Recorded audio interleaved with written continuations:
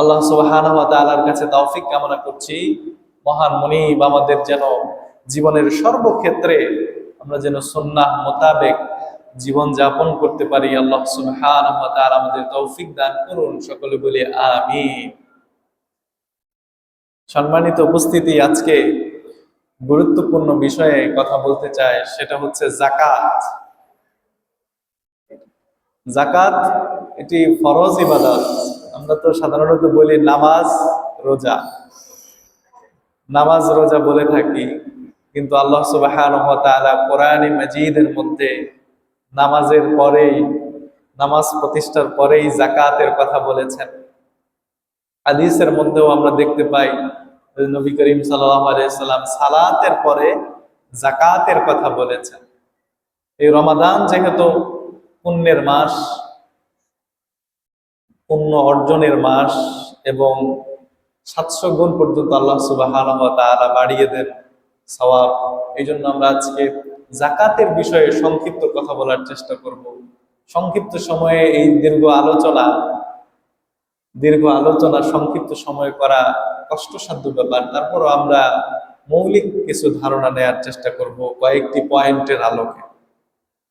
1 নম্বর বিষয়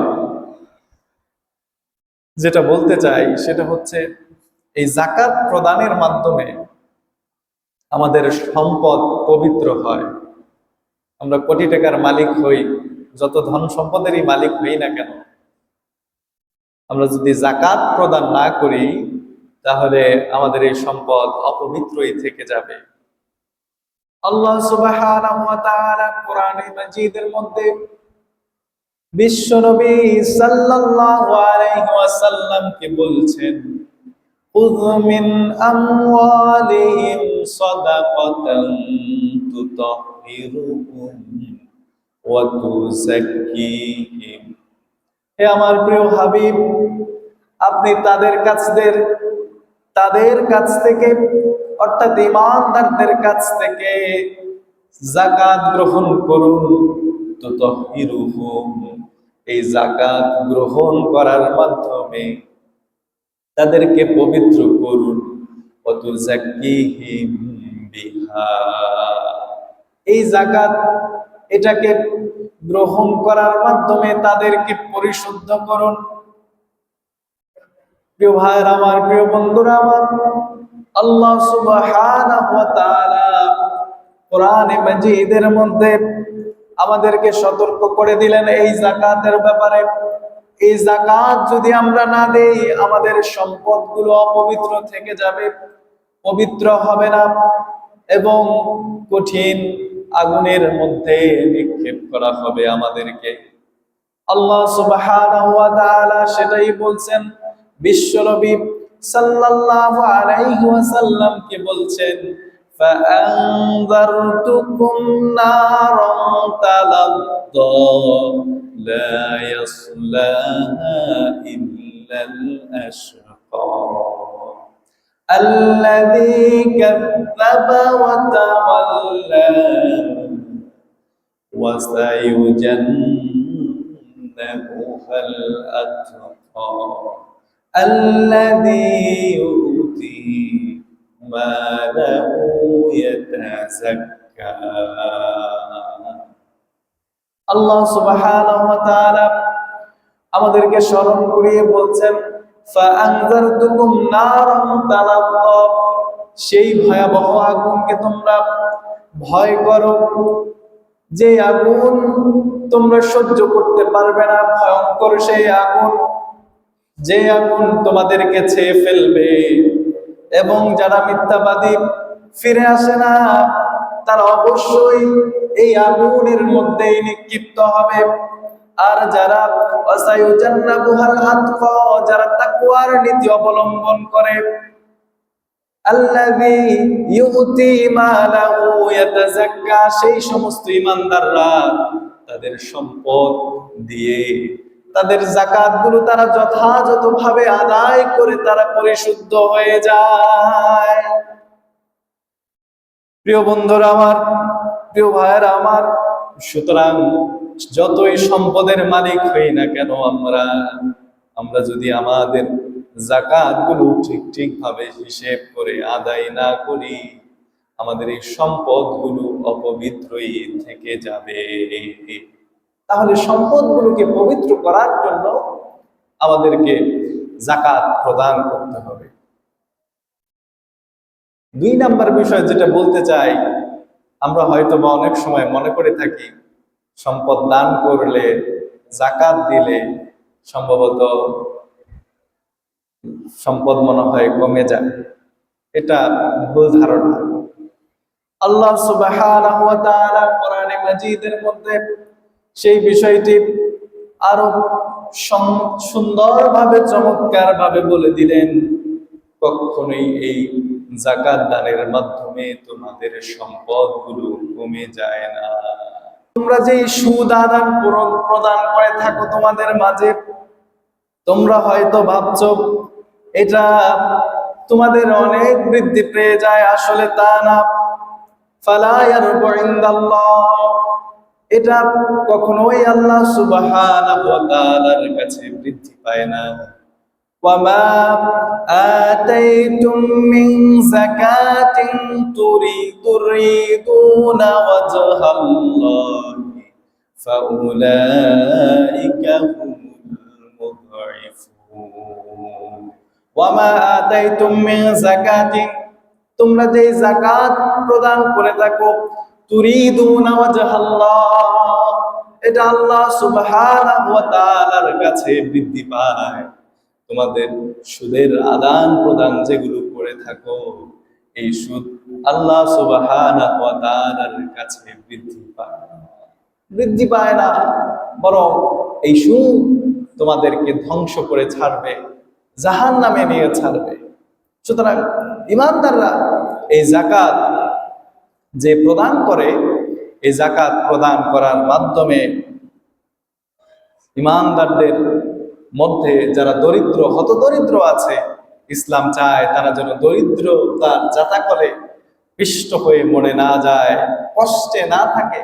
একটি বৈষম্য মুক্ত সমাজ গঠনের জন্য এই যাকাতের যে ফলপ্রসূ ভূমিকা, এটা যদি আসলেই এই ভূমিকা সমাজের মধ্যে বাস্তবায়ন করা যেত, তাহলে একজন দরিদ্র খুঁজে পাওয়া যেত না, এবং সমাজে এমন হতো না যে কেউ বিশাল ধনী হয়ে যাবে আর কেউ দারিদ্র্যের কষাঘাতে জর্জরিত জীবন যাপন করবে। একটি ভারসাম্য পূর্ণ সমাজ ব্যবস্থা কায়েম হতো। সুদের অবস্থা হলো এমন যে এটি দরিদ্রকে আরো হতদরিদ্র করে ফেলে, আরো নিষ্পেষণের মধ্যে নিপতিত করে, আর যারা ধনী তাদেরকে আরো বেশি ধনাঢ্য করে তোলে। এইভাবে করে সমাজের মধ্যে এই সুদ প্রথা বৈষম্য সৃষ্টি করে। এর অসংখ্য ইতিহাস আছে, আমরা অনেকেই হয়তো সেই বিষয়গুলো জানি ইনশাআল্লাহ। প্রিয় ভাইরা আমার, প্রিয় বন্ধুরা আমার, আল্লাহ সুবহানাহু ওয়া তাআলা আমাদেরকে সতর্ক করে দিলেন, ইয়ামহাকুল্লাহুর রিবা ওয়া ইয়ারবিস সাদাকাতি ওয়াল্লাহু লা ইউহিব্বু কুল্লা কাফফারিন আসীম। আল্লাহ সুবহানাহু ওয়া তাআলা, তোমরা যেই সুদের আদান প্রদান করো, এগুলো কখনোই বৃদ্ধি পায় না, এগুলো ধ্বংসের কারণ হয় তোমাদের জন্য। আর তোমরা যে সাদাকা প্রদান করো, যে যাকাত তোমরা দিয়ে থাকো, এই যাকাত আল্লাহ সুবহানাহু ওয়া তাআলার কাছে কয়েক গুণ বেড়ে যায়। এটাকে তোমাদের মর্যাদা উন্নতির কারণ হিসেবে আল্লাহ সুবহানাহু ওয়া তাআলা তোমাদের মাঝে নিয়ে আসে। প্রিয় ভাইরা আমার, প্রিয় বন্ধুরা আমার, আমাদের পূর্ববর্তী জাতির মধ্যেও আল্লাহ সুবহানাহু ওয়া তাআলা এই যাকাত ব্যবস্থাকে ফরজ করে দিয়েছিলেন। আল্লাহ সুবহানাহু ওয়া তাআলা সেই বিষয়টি কোরআনে মাজিদের মধ্যে উল্লেখ করে বলেছেন, وَجَعَلْنَاهُمْ أَئِمَّةً يَهْدُونَ بِأَمْرِنَا وَأَوْحَيْنَا إِلَيْهِمْ فِعْلَ الْخَيْرَاتِ وَإِقَامَ الصَّلَاةِ وَإِيتَاءَ الزَّكَاةِ وَكَانُوا لَنَا عَابِدِينَ। আল্লাহ সুবহানাহু ওয়া তাআলা বলছেন, আমি যাদেরকে ইমামতি দান করেছিলাম পৃথিবীতে, যাদেরকে নেতৃত্ব কর্তৃত্ব দান করেছিলাম পৃথিবীতে, তাদেরকে আমি আদেশ করেছিলাম যে তোমরা ভালো ভালো কাজ করো, সালাত প্রতিষ্ঠা করো এবং যাকাত আদায় করো। তাহলে যাকাত এমন একটি ইবাদত, এটি আমাদের পূর্ববর্তী উম্মার মধ্যেও এটি এটি জারি ছিল, এবং পূর্ববর্তী উম্মার মধ্যে এই জন্যই এই মৌলিক ইবাদতটি জারি ছিল, যাতে করে পূর্ববর্তী উম্মাও এই অর্থনৈতিক বৈষম্যের মধ্যে পড়ে না যায়। প্রিয় ভাইরা আমার, প্রিয় বন্ধুরা আমার, আল্লাহ সুবহানাহু ওয়া তাআলা আমাদেরকে আরো চমৎকার করে বলছেন, আমরা যারা এই যে দান করি, সাদকা করি, যাকাত দেই, এইগুলোকে আল্লাহ সুবহানাহু ওয়া তাআলা কত চমৎকার করে বৃদ্ধি করেন। আল্লাহ সুবহানাহু ওয়া তাআলা সেই বিষয়টি কোরআনে মাজিদের মধ্যে বলে দিলেন, মাসালুল্লাযীনা ইউনফিকুনা আমওয়ালাহুম ফি সাবিলিল্লাহি কামাসালি হাব্বা। তোমরা যে আল্লাহর পথে দান করো, সাদকা করো, তোমরা যে যাকাত দাও, এগুলো আল্লাহ সুবহানাহু ওয়া তাআলার কাছে একটি শস্য দানার মতো। আম্বাতাত সাবআ সানাবিলা, এই শস্য দানাকে আল্লাহ সুবহানাহু ওয়া তাআলা বড় করে তোলেন। সাবআ সানাবিলা, 7টি প্রকাণ্ড তৈরি করেন। এই শস্য দানা থেকে একটি গাছ উৎপন্ন করেন। এই গাছের মধ্যে 7টি ডালপালা গজিয়ে দিলেন। ফি কুল্লি সুম্বুলাতি মিআতু হাব্বা, আর প্রত্যেকটি ডালের মধ্যে আল্লাহ সুবহানাহু ওয়া তাআলা 100টি করে শস্য দানা পুনরায় আবার দান করে দেয়। যেইভাবে করে ছোট্ট একটি দানা, সেই দানাটিকে আল্লাহ সুবহানাহু ওয়া তাআলা গাছে রূপান্তরিত করেন, সেই গাছটার মধ্যে আবার 7টি ডালপালা দেন। সেই 7টি ডালপালার মধ্যে আবার প্রত্যেকটি ডালপালার মধ্যে কয়টি করে দানা দেন? 100টি করে দানা। ইমানদাররা, তোমরাও যে আল্লাহ সুবহানাহু ওয়া তাআলার পথে দান করো, যাকাত দাও, সাদাকা করো, এইগুলো আল্লাহ সুবহানাহু ওয়া তাআলার কাছে তুমি যে 1 টাকা দান করো, এই 1 টাকাকে আল্লাহ সুবহানাহু ওয়া তাআলা এমনি করে বৃদ্ধি করে দেন। সুবহানাল্লাহ। প্রিয় ভাইরা আমার, প্রিয় বন্ধুরা আমার, সুতরাং এই যাকাত ব্যবস্থা, এই যাকাত প্রদানের মাধ্যমে কোনো মানুষ তিনি নিঃস্ব হয়ে যান না, বরং ক্রমান্বয়ে তিনি আরো বর্ধনশীল হয় এবং তার সম্পদ আরো ক্রমান্বয়ে বাড়তেই থাকে। বলেছেন কে? আল্লাহ সুবহানাহু ওয়া তাআলা বলেছেন। প্রিয় ভাইরা আমার, প্রিয় বন্ধুরা আমার, আল্লাহ সুবহানাহু ওয়া তাআলা বলছেন, আল্লাযীনা ইম্মাক্কান্নাহুম ফিল আরদি আকামুস সালাতা ওয়া আতুজ যাকাতা ওয়া আমারু বিল মারুফি ওয়া নাহাউ আনিল মুনকার। আমি যদি আমার কোন গোলামকে রাষ্ট্র ক্ষমতার মধ্যে বসাই, জনপ্রতিনিধি বানাই, আমি যদি শাসন কার্যের দায়িত্বে তাকে বসাই, তার মৌলিক 4টি কাজ হবে। সেই মৌলিক 4টি কাজ কি? ইম্মাক্কান্নাহুম ফিল আরদ, জমিনের মধ্যে যদি আমি কাউকে ক্ষমতা দেই, আকামুস সালাহ, সেই ব্যক্তির প্রথম করণীয় কাজ হবে সালাতকে প্রতিষ্ঠা করা, ওয়া আতাউজ যাকাত, এবং যাকাতকে বাস্তবায়ন করা, ওয়া আমারু বিল মারুফ, সৎ কাজে আদেশ দেওয়া, ওয়া নাহাউ আনিল মুনকার, এবং অসৎ কাজ থেকে মানুষকে বিরত রাখা। এই আয়াতের মধ্যে আল্লাহ সুবহানাহু ওয়া তাআলা এই যাকাত প্রদান, যাকাত গ্রহণের যে মর্যাদা এবং গুরুত্ব, সেটি তুলে ধরলেন অত্যন্ত চমৎকার ভাবে। সুতরাং এই যে সম্পদ বৃদ্ধি পায়, এবং এটি যে দায়িত্ব ছিল পূর্ববর্তী উম্মাহ এবং পরবর্তী উম্মাহ হিসেবে, এটা যে আমাদের উপরেও ফরজ, এটি ঈমানদাররা অনেক ক্ষেত্রে ভুলেই যায়। এজন্য এই রমাদান যেহেতু আমরা অতিক্রম করছি, আসুন এই রমাদানে যেহেতু 1/70, সেহেতু এই রমাদান ছাড়াও দেয়া যায় যাকাত। তারপরেও আসুন এই রমাদানে বেশি সওয়াব হাসিলের উদ্দেশ্যে আমরা এই পুণ্যের কাজে একেবারে সতর্কতার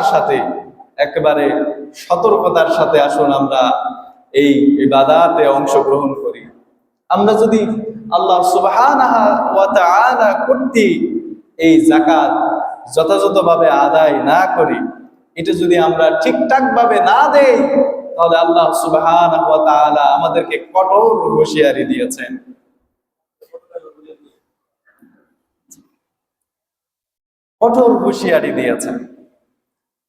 আল্লাহ সুবহানাহু ওয়া তাআলা আমাদেরকে কঠিন শাস্তিতে নিপতিত করবে। তাহলে সেই শাস্তিগুলো কি? আল্লাহ সুবহানাহু ওয়া তাআলা সেই বিষয়টি বলছেন, ওয়াল্লাযীনা ইয়াকনিজুনা আয-যাহাবা ওয়াল ফিদ্দাতা ওয়া লা ইউনফিকুনাহা ফী সাবিলিল্লাহ। ওয়াল্লাযীনা ইয়াকনিজুনা আয-যাহাবা ওয়াল ফিদ্দা, যারা স্বর্ণ রূপার স্তূপ করে, স্বর্ণ রূপা বানায়, ওয়া লা ইউনফিকুনাহা ফী সাবিলিল্লাহ, এবং আল্লাহর পথে সেগুলো থেকে দান করে না। যারা স্বর্ণ রূপার স্তূপ করে, স্বর্ণ রূপা কারিগরি বানায়, কিন্তু সেগুলো আল্লাহ সুবহানাহু ওয়া তাআলার জন্য দান করে না, তার পথে দান করে না, ফাবাশশিরহুম বিআযাবিন আলীম।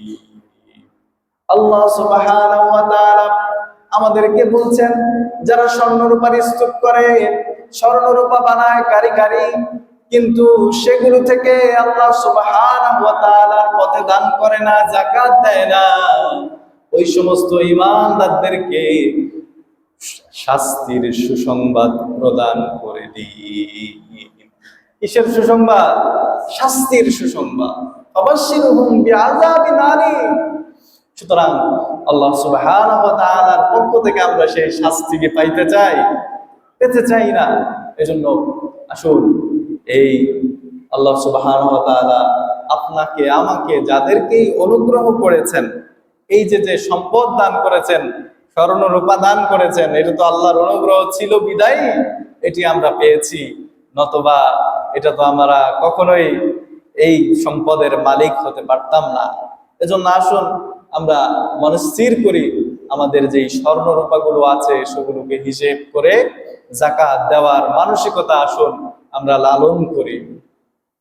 প্রিয় ভাইয়েরা আমার, প্রিয় বন্ধুরা আমার, যারা এই যে স্বর্ণ রূপা বানায় গচ্ছিত করে, আল্লাহ সুবহানাহু ওয়া তাআলা তাদেরকে কঠোর হুঁশিয়ারি দিয়ে বলছেন, ইয়াউমা ইউহমা আলাইহা ফি নারি জাহান্নাম ফাতুকওয়া বিহা জিবাহুহুম ওয়া জুনুবুহুম ওয়া যুহুরুহুম। ইয়াউমা ইউহমা আলাইহা ফি নারি জাহান্নাম, যারা ইয়াউমা ইউহমা আলাইহি ফি নারি জাহান্নাম, যারা স্বর্ণরূপা গচ্ছিত করে, এই স্বর্ণরূপাকে আল্লাহ সুবহানাহু ওয়া তাআলা কিয়ামতের কঠিন মুসিবতের দিনে জাহান্নামের আগুন দিয়ে তাপ প্রদান করবেন। এই স্বর্ণরূপা, এই অর্থ পয়সাগুলোকে আল্লাহ সুবহানাহু ওয়া তাআলা জাহান্নামের আগুন দিয়ে প্রজ্বলিত করবেন। প্রজ্বলিত করে ফাতুকওয়া বিহা জিবাহুহুম ওয়া জুনুবুহুম ওয়া যুহুরুহুম। এই যে স্বর্ণ রূপাগুলো, এগুলোকে কঠিন আগুনে তাপ দিয়ে, সেই তাপ বান্দার কপালের মধ্যে, বান্দার পার্শ্বদেশের মধ্যে, পিঠের মধ্যে তাপ দিবেন, চাপ দিয়ে সেগুলো দিয়ে শাস্তি দিবেন। প্রিয় ভাইয়েরা আমার, প্রিয় বন্ধুরা আমার, আল্লাহ সুবহানাহু ওয়া তাআলা বলছেন, হাযা মা কানাসতুম লিআনফুসিকুম। সেদিন কঠিন মুসিবতের দিনে যখন এই স্বর্ণরূপ দিয়ে কপালের মধ্যে, পার্শ্বদেশের মধ্যে, পিঠের মধ্যে তাপ দেওয়া হবে, শাস্তি দেওয়া হবে। তখন বলা হবে হাদা মা কানাসতুম লিআনফুসিকুম, এই যে নাও তোমার সেই সম্পদ। দুনিয়াতে যেই সম্পদ তুমি কারি কারি করে, দুনিয়াতে যেই সম্পদ তুমি কারি কারি করে স্তূপ করেছিলে, যেই সম্পদগুলো থেকে তুমি যাকাত দাও নাই, যেই সম্পদগুলো তুমি পবিত্র করো নাই, আজকে সেই সম্পদ জমা করার, সেই সম্পদকে গচ্ছিত করার আযাব, সেই সম্পদকে গচ্ছিত করার শাস্তি তুমি ভোগ করো। আল্লাহু আকবার। প্রিয় ভাইরা আমার, প্রিয় বন্ধুরা আমার, কোন মানুষের পক্ষে কি এই আযাব সহ্য করা সম্ভব হবে নাকি? কোন মানুষের পক্ষে এই আযাব সহ্য করা সম্ভব হবে না। এই জন্য আসুন সেই কঠিন মুসিবতের দিনের কঠিন আযাবকে ভয় করি। সেই কঠিন আযাবকে ভয় করে আল্লাহ সুবহানাহু ওয়া তাআলার যেই বিধান, ফরজ বিধান, সেই ফরজ বিধানগুলোকে সতর্কতার সাথে, স্বচ্ছতার সাথে পালন করি। আমরা পারবো তো ইনশাআল্লাহ? প্রিয় ভাইরা আমার, প্রিয় বন্ধুরা আমার, আজকে এই সম্পদ, এই টাকা পয়সা, এগুলো আপনি যদি, আমি যদি আজকে মুহূর্তে ইন্তেকাল করি, মরে যাই, আমাদের সেকেন্ডের ভরসা নাই। এই কারিগরি সম্পদ আমার কি কাজে আসবে? আল্লাহ সুবহানাহু ওয়া তাআলা এই ধনী মানুষদের অর্থের মধ্যে, সম্পদের মধ্যে, ধনী মানুষদের এই সম্পদের মধ্যে গরিবের অধিকার দিয়ে দিলেন। সুতরাং আপনি আমি যদি আমাদের কাছে আসা এই সম্পদের যথাযথভাবে হক আদায় না করে, পরিশোধ করে না দেয়, এটা গরিবের প্রতি অনুগ্রহ না। আমরা হয়তো অনেকে মনে করি যে এই যাকাত আমি দিয়ে দিচ্ছি, হ্যাঁ, মনে হয় এটা আমি দিয়ে দিতেছি। বিষয়টা কি এমন? আমার সম্পদ আমি দিয়ে দিচ্ছি, বিষয়টা এমন না। বরং আপনার সম্পদের মধ্যে আল্লাহ সুবহানাহু ওয়া তাআলা গরিবের হক দিয়ে দিয়েছেন। এজন্য আপনার আমার আরো শুকরিয়া করা উচিত যে আল্লাহ সুবহানাহু ওয়া তাআলা আপনাকে আমাকে, যাদেরকে এই সৌভাগ্য দান করেছেন যে সম্মানিত যাকাত দাতা হিসেবে কবুল করেছেন। এজন্য আসুন প্রিয় ভাইয়ের আমার, প্রিয় বন্ধুরা আমার, এটা অনুগ্রহ নয়, বরং গরিবের এই হককে দাঁড়ে দাঁড়ে গিয়ে পৌঁছে দিয়ে আসতে হবে। এটাই ইসলামী শাসন আমলের সৌন্দর্য ছিল। ইমানদাররা বরং এই গরিবের প্রাপ্যকে, মানুষ যারা প্রাপ্য, এই হক পাওয়ার যারা অধিকারী, তাদের ঘরে ঘরে যে সংগোপনে যে নিভৃতে যে পৌঁছে দিয়ে আসতো যে ভাই তুমি এটা নিয়ে আমাকে রক্ষা করো, তুমি এটা নিয়ে আমাকে রক্ষা করো। কিন্তু আজকে আমরা কি দেখতে পাই? যাকাতের নামে লুঙ্গি, শাড়ি, আরো কত কি হাবিজাবি। তো এটা তো আপনাকে কে লুঙ্গি দিতে বললো? রাসূল সাল্লাল্লাহু আলাইহি সাল্লাম কি বলেছেন? আপনাকে কে বললো যে যাকাতের নামে শাড়ি? এগুলো পেলেন কোথায়? আপনাকে যে অর্থ দেওয়ার জন্য বলা হয়েছে, সেই গরিব মানুষকে আপনি, সে তার প্রাপ্য আপনি তাকে ফিরিয়ে দিয়ে আসবেন। সে লুঙ্গি কিনবে নাকি ব্যবসা করবে না কি করবে, সে গরিব, সে নিজে সিদ্ধান্ত নিবে। সেই মিসকিন সে নিজে সিদ্ধান্ত নিবে সে তার অর্থ দিয়ে কি করবে। আরেকজনের অর্থ আপনি যা মন চাচ্ছে তার আলোকে একটা দিয়ে দিচ্ছেন। এখন তো এরকম অবস্থা হয়েছে যে ঢাকা শহরে যাকাতের লুঙ্গি পাওয়া যায়, যাকাতের শাড়ি পাওয়া যায় নামেও বিভিন্ন বিজ্ঞাপন বিভিন্ন মার্কেটে দেখা যায়। কি বলে? এগুলো সম্পূর্ণ জাহালত, মূর্খতা। এই সমস্ত মূর্খতার সাথে কোনো ইমানদারদের সম্পর্ক থাকতে পারে না। প্রিয় ভাইয়ের আমার, প্রিয় বন্ধুরা আমার, এই যাকাত, এই সম্পদ আপনাকে আমাকে আল্লাহ সুবহানাহু ওয়া তাআলা দিয়েছেন। তিনি চাইলে এটাকে তিনি আবার কিন্তু কেড়েও নিতে পারেন। আপনাকে আমাকে সম্পদ দিয়েছেন, শুকরিয়া স্বরূপ আপনি আমি যদি এই গরিবের হক আপনার আমার মধ্যে যেটা আছে এটা যদি প্রদান না করি, পরিশোধ না করি, আল্লাহ সুবহানাহু ওয়া তাআলা কিন্তু আপনাকে আমাকে কঠিন শাস্তি এবং আযাবের মধ্যে এই দুনিয়ার জীবনেও ফেলতে পারে। কোরআন মাজিদের মধ্যে সেই ইতিহাস এসেছে। সূরা কাসাসের মধ্যে আল্লাহ সুবহানাহু ওয়া তাআলা কারুনের সেই ইতিহাস অত্যন্ত চমৎকার ভাবে তুলে ধরেছেন। আল্লাহ সুবহানাহু ওয়া তাআলা এই কারুনকে এই পৃথিবীর ধনী মানুষদের সম্পদশালী মানুষদের অন্তর্ভুক্ত করেছিলেন, তাকে অঢেল সম্পদ দান করেছিলেন। আল্লাহ সুবহানাহু ওয়া তাআলা সেই বিষয়টি কোরআনে মাজিদের মধ্যে চমৎকার ভাবে তুলে ধরেছেন। ইন্না কারুনা কানা মিন কওমি মূসা ফাবাগা আলাইহিম ওয়া আতাইনাহু মিনাল কুনুজ। আল্লাহ সুবহানাহু ওয়া তাআলা বলেন, ইন্না কারুনা কানা মিন কওমি মূসা, কারুন ছিল মূসার কওমের লোক। তাফসীরের মধ্যে এসেছে এই কারুন মূসা আলাইহিস সালামের চাচাতো ভাই ছিল। কেউ কেউ বলেছেন ফাবাগা আলাইহিম, সেই উদ্ধত্ত প্রদর্শন করলো, অহংকার প্রদর্শন করলো। আল্লাহ সুবহানাহু ওয়া তাআলা বলেন ওয়া আতাইনাহু মিনাল কুনুজ, আমি তাকে ধন ভান্ডারের, এই পৃথিবীর ধন ভান্ডারগুলোর মালিক বানিয়ে দিয়েছিলাম। অসংখ্য ধন ভান্ডারের সে মালিক হয়েছিল। তিনি কি পরিমাণ ধন ভান্ডারের মালিক হয়েছিল? আল্লাহ সুবহানাহু ওয়া তাআলা বলছেন ইন্না মাফাতিহাহু লাতানু বিল উসবাতি উলিল কুওয়া, তার ধন ভান্ডার, এত পরিমাণ টাকা পয়সা তার ছিল, এত পরিমাণের সম্পদ এই কারণের ছিল। আল্লাহ সুবহানাহু ওয়া তাআলা বলছেন মাফাতিহাহু, তার ধন ভান্ডারের চাবিগুলোকে বহন করার জন্য, কারণের ধন ভান্ডারের চাবিগুলোকে বহন করার জন্য একদল শক্তিশালী যুবকের পক্ষেও কঠিন হয়ে যেত। আল্লাহু আকবার। কে বলছেন? আল্লাহ সুবহানাহু ওয়া তাআলা বলছেন ধন ভান্ডারগুলো চাবি বহন করার জন্য একদল যুবকের পক্ষেও বহন করা কঠিন হয়ে যেত। বাইবেলের মধ্যে এসেছে যে কারণে আল্লাহ এত সম্পদ দিয়েছিল, এত টাকা পয়সা দিয়েছিল যে তার এই চাবিগুলো বহন করার জন্য ৩০০-র অধিক গাধা লাগতো। ৩০০-র অধিক গাধা লাগতো। তাহলে কি পরিমাণে ধনভাণ্ডার সম্পদের মালিক আল্লাহ সুবহানাহু ওয়া তাআলা তাকে বানিয়েছিল। কিন্তু এই কারণ অহংকার প্রদর্শন করেছে। ইয ক্বালা লাহু কওমুহু লা তাফরাহ, কারুনকে তার কওমের লোকেরা বলল, হে কারুন, অহংকার প্রদর্শন করো না, লা তাফরাহ, বেশি বেড়ে যেও না, বেশি বাড়াবাড়ি করো না, অধ্যত্ব প্রদর্শন করো না। কিন্তু কারণ সেটা শুনলো না। লোকেরা তাকে সতর্ক করলো, ইন্নাল্লাহা লা ইউহিব্বুল ফারিহিন, নিশ্চয়ই আল্লাহ সুবহানাহু ওয়া তাআলা এই যে সম্পদের বংশের অধ্যত্ব প্রদর্শনকারীদেরকে পছন্দ করে না।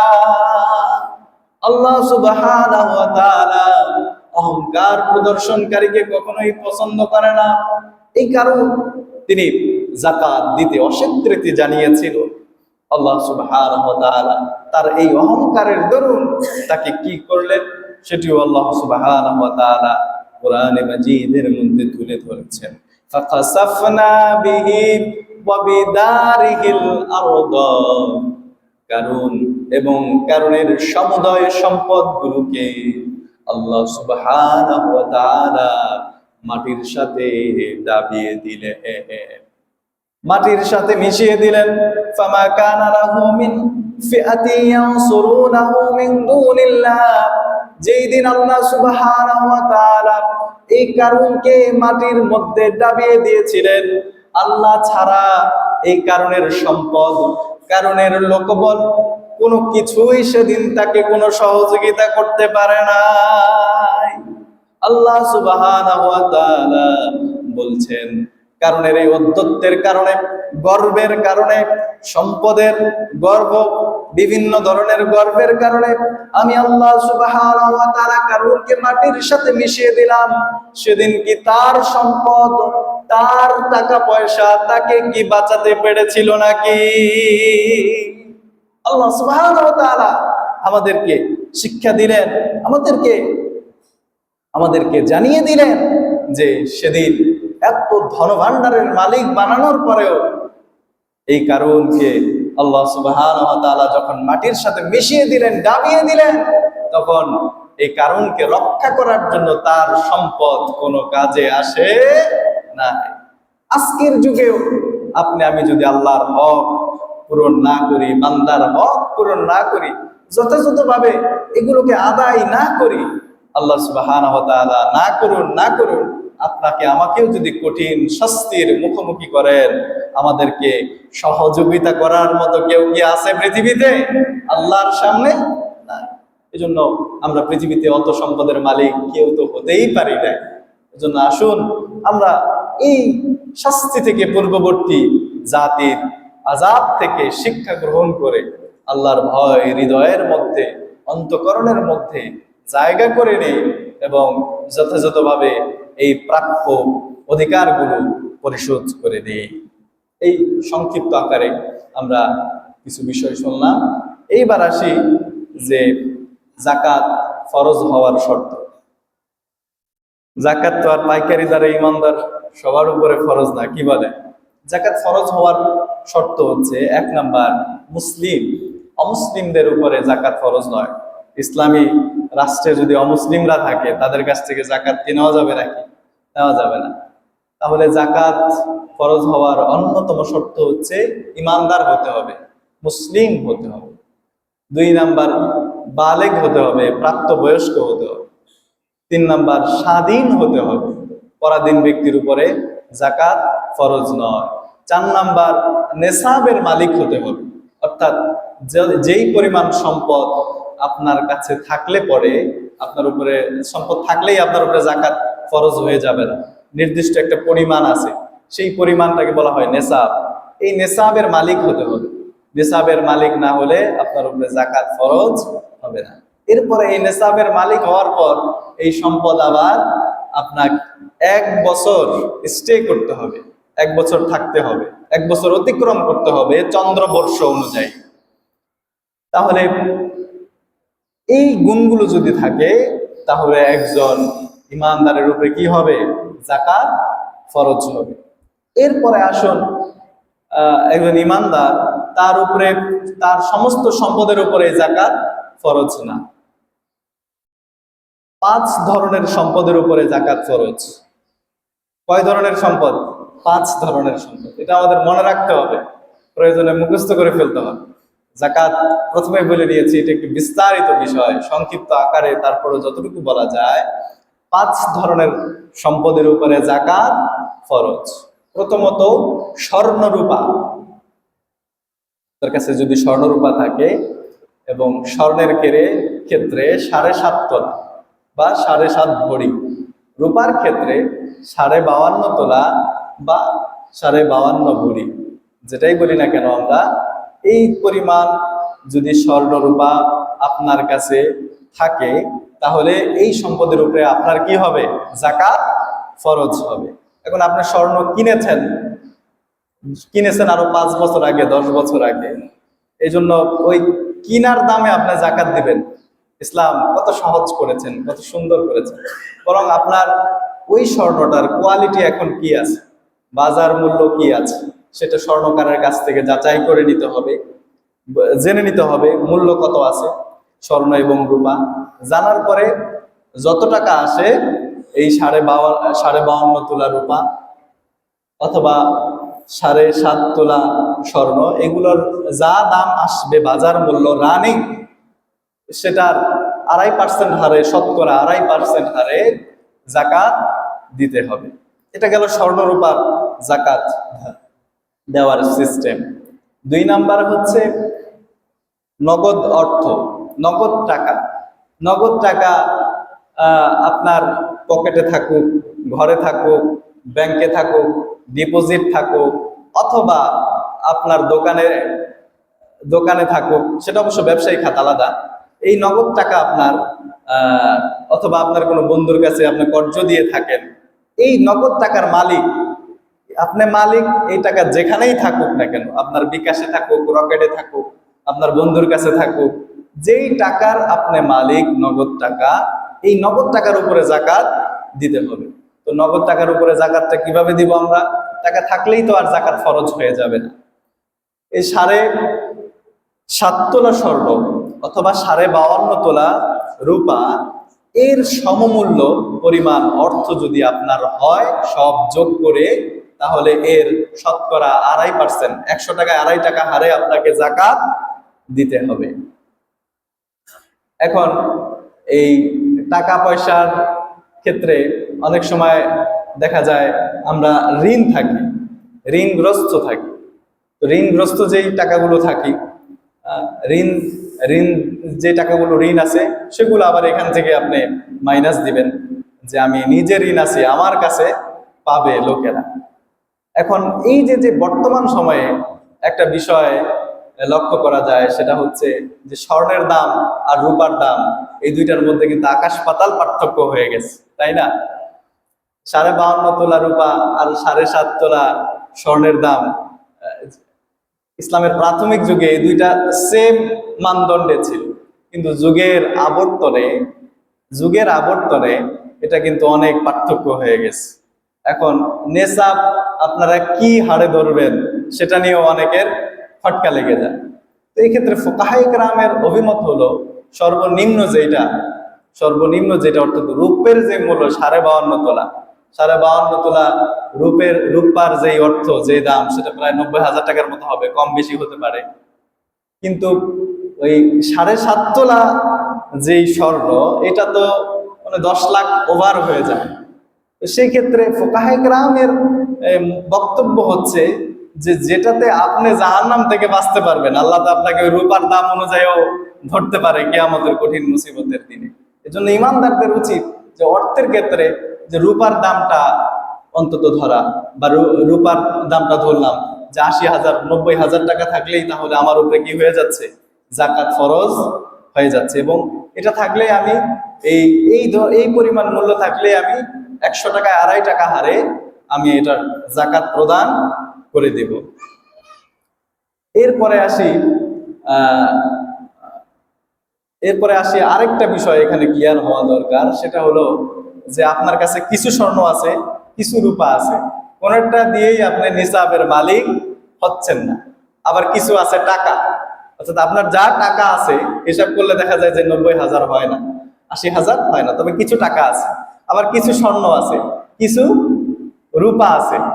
সেক্ষেত্রে ফুকাহায়ে কেরামদের ইজতিহাদ হলো তিনটাকে যোগ করে যদি অন্তত রূপার মূল্যে হয়, 52.5 তোলা রূপার মূল্যের সমমূল্য আপনার কাছে থাকে, যে আপনার কাছে কিছু স্বর্ণ আছে, কিছু টাকা আছে, কিছু রূপা আছে, এই তিনটা একত্রে যোগ করে দেখা গেছে আপনার 90,000 টাকার মতো হয়ে গেছে, তাহলে এটাকে আপনার নেসাব ধরতে হবে।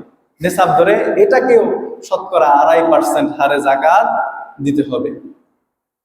তাহলে এই তো গেল প্রথমে স্বর্ণ রূপা, তারপরে হচ্ছে নগদ অর্থ, তারপরে হচ্ছে ব্যবসায়ী পণ্য। আমরা যারা বিজনেস করি, আমাদের দোকানের কিন্তু জাকাত দিতে হবে না। দোকানের মধ্যে যে মেশিনারিজ আছে, সেই মেশিনারিজ গুলোকেও জাকাত দিতে হবে না। মেশিনারিজ গুলোরও জাকাত দিতে হবে না। জাকাত দিতে হবে ওই ব্যবসায়ী কাঁচামাল, যেগুলো আপনি মানে ইনপুট, যেগুলো আপনি করছেন, সংরক্ষণ করছেন বিক্রি করার জন্য, সেই কাঁচামালের উপরে জাকাত দিতে হবে। যেরকম কাপড়ের দোকানে কাপড়ের মেশিন, মেশিনের জাকাত দিতে হবে না, এটা লক্ষ কোটি টাকা থাকলেও জাকাত দিতে হবে না। কিন্তু যে কাপড়টা আপনি কিনছেন, লিকুইড মানি, এই লিকুইড পদার্থ, এই বিষয়গুলা, এই ব্যবসায়ী পণ্যগুলোর জাকাত দিতে হবে। ব্যবসায়ী পণ্যের জাকাতগুলো আমরা ঠিক ওইভাবেই দিব, যে আমাদের যদি 52.5 তোলা রূপার মূল্য 90,000 টাকার মতো হয়ে যায়, ব্যবসায়ী পণ্য যেটা আমার কাছে আছে গচ্ছিত, এটা যদি 1 বছর স্টে করে, তাহলে আমি নেসাবের মালিক। আমার এই ব্যবসায়ী পণ্যেরও 2.5% হারে, 100 টাকায় 2.5 টাকা হারে জাকাত দিতে হবে। তাহলে এই 3 নম্বরে গেল ব্যবসায়ী পণ্য। 4 নাম্বার হলো আমাদের পশু সম্পদের জাকাত দিতে হয়। তবে বাংলাদেশের যে অবস্থা, এটা সাইমা হতে হবে, অর্থাৎ এই পশুর পেছনে আপনাকে ঘাস খড় কিনে খাওয়াতে হবে না। মাথার উপরে তো এখন বাংলাদেশের যে অবস্থা, ফ্যানও লাগাইতে হয়। বিচরণশীল পশুর উপরে জাকাত দিতে হয়, অর্থাৎ যেই পশুর পেছনে আপনার কোনো খরচ করতে হয় না, তারা মাঠে ঘাটে খেয়ে আসে, চরণভূমিতে খেয়ে আসে, এই ধরনের পশু যদি আপনার 5টা উট থাকে, তাহলে সেক্ষেত্রে সেক্ষেত্রে জাকাত দিতে হবে। এরপরে আপনার কাছে যদি 30টি গরু থাকে, তাহলে আপনার নেসাবের মালিক হবেন। এবং আপনার কাছে যদি 40টি ছাগল থাকে, তাহলে আপনি নেসাবের মালিক হবেন। তাহলে এই ক্ষেত্রে আহ, দেখা যায় বাংলাদেশে আমাদের এরকম পরিস্থিতি নাই আর কি। সাইমা যদি সাইমা এরকম হয়, এই ধরনের সম্পদের যদি আমরা মালিক হই, তাহলে উটের ক্ষেত্রে 5টা হয়ে গেলে একটা সাগে দিতে হবে। এরপর 30টা গরু যদি হয়ে যায়, তাহলে পূর্ণ 1 বছরের একটি, এটাকে কি বলে, বাছুর বাচ্চা দিতে হবে জাকাত। এরপরে ছাগলের ক্ষেত্রেও যদি 40টা হয়ে যায়, পূর্ণ 1 বছরের একটা বাচ্চা ছাগলের জাকাত দিতে হবে। এরপরে 5 নাম্বার যে বিষয়টা বলতে চাই, সেটা হচ্ছে ঔষধ, ফসলের জাকাত। ফসলের জাকাত দেওয়া তো ইমানদাররা ভুলেই গেছে, অথচ এটা ফরজ। ফসলের জাকাতের ব্যাপারে বলা হয়েছে কোরআনে মাজিদের মধ্যে, অনেকগুলো আয়াত এক্ষেত্রে এসেছে, সেগুলো শোনানোর সুযোগ সময় নাই।